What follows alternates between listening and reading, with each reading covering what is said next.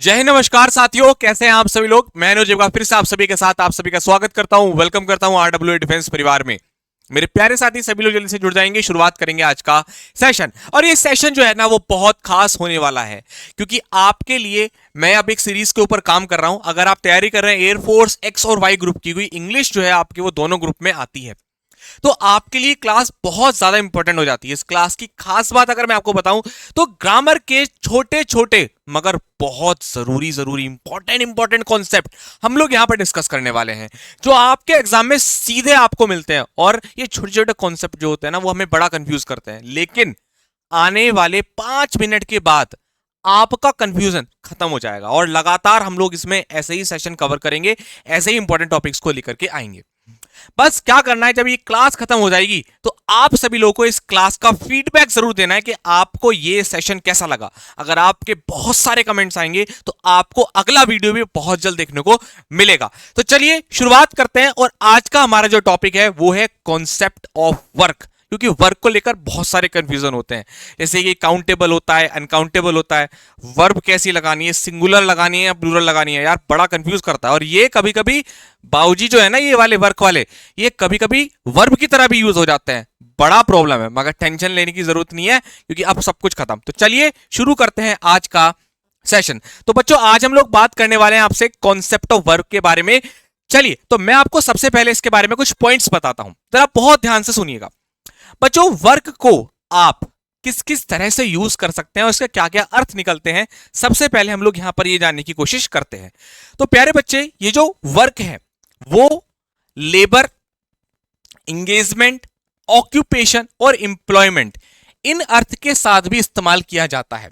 यानी कि जब वर्क का अर्थ लेबर काम हो, इंगेजमेंट हो, कहीं आपका ऑक्यूपेशन हो, है ना, कि मेरा तो ये काम है, मेरा तो ये ऑक्यूपेशन है ना, एम्प्लॉयमेंट हो, उस सिचुएशन में जो वर्क है, ध्यान रखिएगा, आपका अनकाउंटेबल नाउन की तरह यूज होता है। मेरे साथ बोलेंगे, जब भी वर्क आपका लेबर, इंगेजमेंट, ऑक्यूपेशन, इंप्लॉयमेंट, इन चार के अलावा और कुछ आपको मतलब और इसके अलावा और कुछ याद करने की जरूरत नहीं है, इन्हीं से सब चीजें बन जाएंगी आपकी। तो ये कैसे यूज होता है? अनकाउंटेबल नाउन की तरह। और जीवन में ये मंत्र बना लो, आज ही इस मंत्र को बांध लो कि जब भी कभी भी कोई भी नाउन अनकाउंटेबल होगा तो वो हमेशा अपने साथ जो वर्ब लेगा वो कैसा लेगा? सिंगुलर। कैसा बेटा? सिंगुलर। यानी कि अगर कभी भी कोई भी नाउन अनकाउंटेबल है तो आंख बंद करना और लगा देना उसमें सिंगुलर वर्ब। ठीक है बेटा, याद रखिएगा हमेशा। अब ये वाली बात क्लियर हो गई, एक बात क्लियर हो गई कि वर्क अनकाउंटेबल नाउन किन किन अर्थ में हो सकता है और वर्ब कैसे लगानी है, बात क्लियर।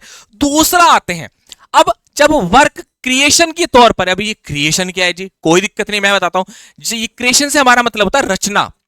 यानी कि जब इसका अर्थ रचना, जैसे कवि रचना लिखते हैं ना, उन्होंने वो वाली रचना लिखी, उन्होंने वो रचनाएं लिखी, बहुत सारी रचनाएं आप पढ़ते हैं, इंग्लिश में आपने पढ़ी होगी, हिंदी में आपने पढ़ी होंगी।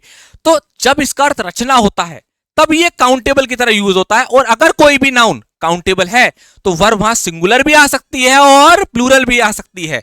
अगर कोई भी नाउन काउंटेबल है तो वर्ब वहां पर सिंगुलर भी आप यूज कर सकते हैं और प्लूरल भी आप वहां पर यूज कर सकते हैं, अकॉर्डिंग टू नाउन। नाउन कैसा यूज हो रहा है, सिंगुलर रहता है सिंगुलर, प्लूरल रहता है प्लूरल वर्ब।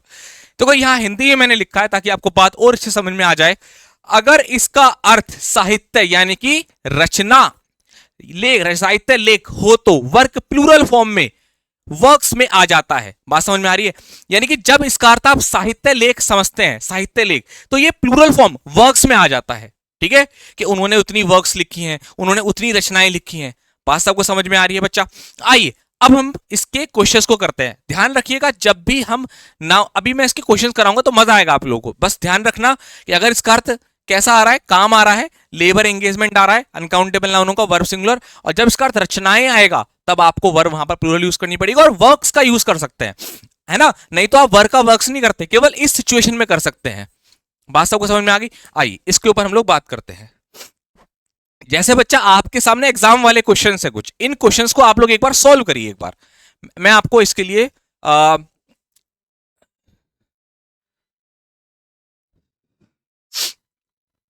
मैं आपको इसको ये सारे सॉल्व करने के लिए 30 सेकेंड्स का टाइम देता हूं। चलिए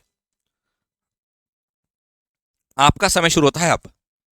चारों क्वेश्चन सॉल्व करने हैं आपको, दिमाग लगाइए, कर सकते हैं आप, और ये बिल्कुल एग्जाम वाले क्वेश्चन हैं आपके। शाबाश।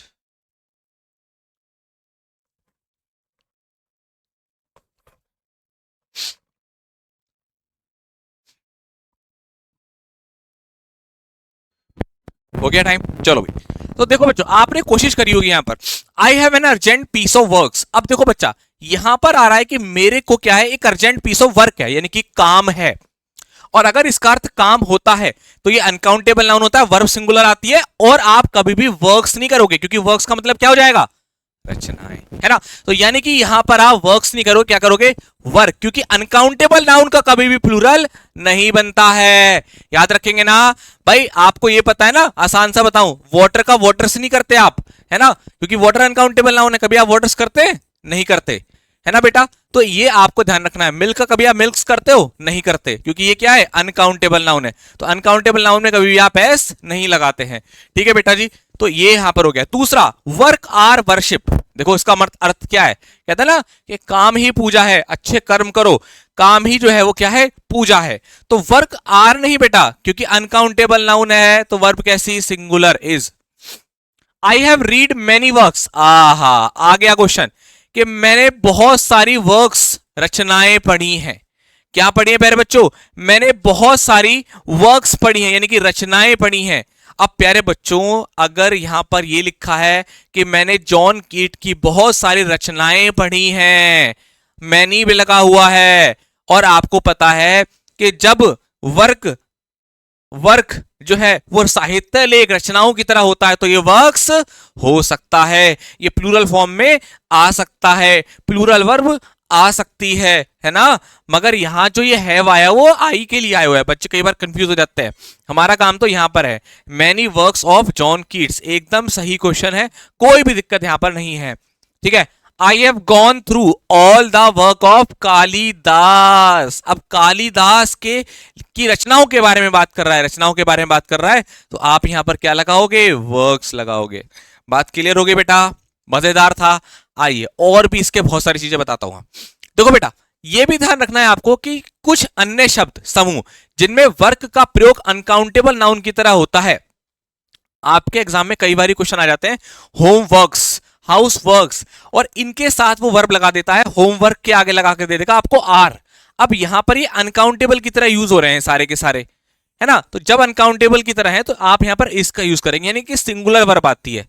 कैसी वर्ब आती है बेटा, सिंगुलर वर्ब। और अभी आपको मैंने बताया, अगर ये अनकाउंटेबल है तो आप कभी भी ये नहीं करोगे, राइट, आप कभी ये नहीं लिखोगे होमवर्क्स, तो ये गलत हो जाता है, आपको होमवर्क ही लिखना होगा, राइट। क्लियर है सभी को बात, सभी को बात समझ में आ रही है बच्चा। चलिए, अच्छा, वर्क को वर्ब की तरह भी इस्तेमाल कर सकते हैं, ये वाला एक पॉइंट स्टार्टिंग में बताया ना कि ये वर्ब की तरह भी इस्तेमाल हो जाता है। कैसे, देखो आप, ये ही क्या है बेटा, सब्जेक्ट। वो कहता है ही वर्क्स लॉन्ग आवर्स, वो बहुत देर तक काम करता है, एट द ऑफिस, ऑफिस में। तो अब यहां पर ये जो वर्क है, इसका अर्थ रचनाएं नहीं है, ये प्रैक्टिस से आता है कि भाई सब्जेक्ट है, उसके बाद वर्ब का यूज हो रहा है ना, कि वो काम करने के बारे में बात कर रहा है, तो वर्ब वर्ब तो भाई सिंगुलर होगी। अगर ये हम वर्ब लगा रहे हैं तो ये तो एस लक्स लगा सकते हैं, जैसे हम बोलते हैं ना, he plays cricket, he plays cricket. अब यहां पर हमने एस लगाया, क्यों लगाया हमने यहां पर एस, यहां पर हमने एस लगाया, क्यों लगाया हमने एस, क्योंकि हमारा सब्जेक्ट कैसा बेटा, सिंगुलर। जब वर्ब को हमें सिंगुलर बनाना होता है तो उसमें ऐसे एस लगाते हैं। द टीम वर्कड हार्ड, अब ये सेंटेंस पास्ट का है, ये आपकी सेकंड फॉर्म है, पास्ट इंडेफिनिट में बना हुआ है, V2 फॉर्म यहां पर इस्तेमाल की गई है कि जो टीम है उसने कठिन परिश्रम किया, क्या करने के लिए, प्रोजेक्ट को खत्म करने के लिए, समय से। उम्मीद करता हूं कि आपको बहुत ही कम समय में, है ना, ये एकदम कॉन्सेप्ट जबरदस्त तरीके से क्लियर हो गया होगा। अगर आपको ये वर्क का कॉन्सेप्ट एकदम धांसू तरीके से क्लियर हुआ तो आप सारे बच्चे इस वीडियो के नीचे कमेंट करके जरूर बताना कि आज आपको ये वीडियो कैसा लगा, ठीक है बच्चा। तो जल्दी से वीडियो कमेंट करके बताना, और आपका एक कमेंट आपकी अगली वीडियो को तैयार कर देगा। तो सबके कमेंट आने चाहिए कम से कम इस वीडियो पे, मुझे 400 कमेंट चाहिए, तुरंत मैं ऐसे और धांसूसा कॉन्सेप्ट लेकर आपके सामने हाजिर होता हूं। Thank you so much, love you all. Video को लाइक करके जरूर बताना। जय हिंद।